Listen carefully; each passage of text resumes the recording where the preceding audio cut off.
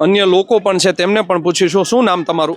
રાજુભાઈ સોલંકી. અચ્છા રાજુભાઈ, શું સમસ્યા છે તમારા વિસ્તારમાં? સમસ્યા હદ વગરની છે ભાઈ, પાણીની છે, રોડની છે, ગટરની છે.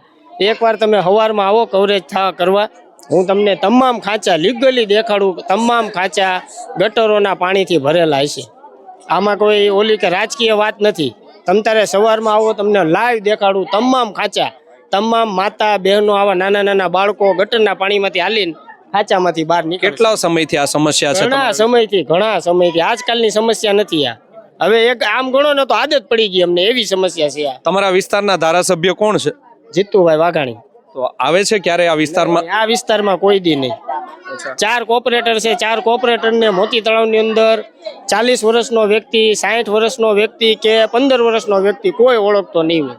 તમે તારે પૂછી લ્યો ગમે એને. શું લાગે છે કેમ આ વિસ્તારમાં નહીં આવતો હોય તમારી સમસ્યા જાણવા માટે? હવે ઈ લોકોને રસ નહીં હોય આ એરિયામાં. કોઈ દી કોઈ નથી આવતું.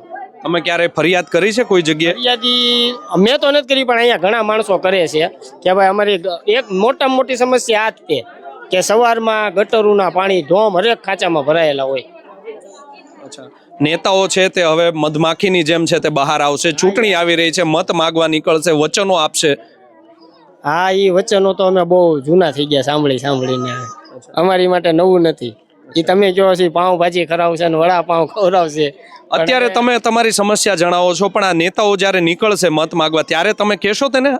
ત્યારે કોઈ ક્યાં પાસે જવા દે છે? અત્યારે નહીં. અત્યારે આચાર સંહિતા લાગી ગઈ છે. અત્યારે અમે ન કરી શકીએ. અત્યારે આ ન થાય અમારીથી, ફલાણું ન થાય એવા ઝાંસા આપશે.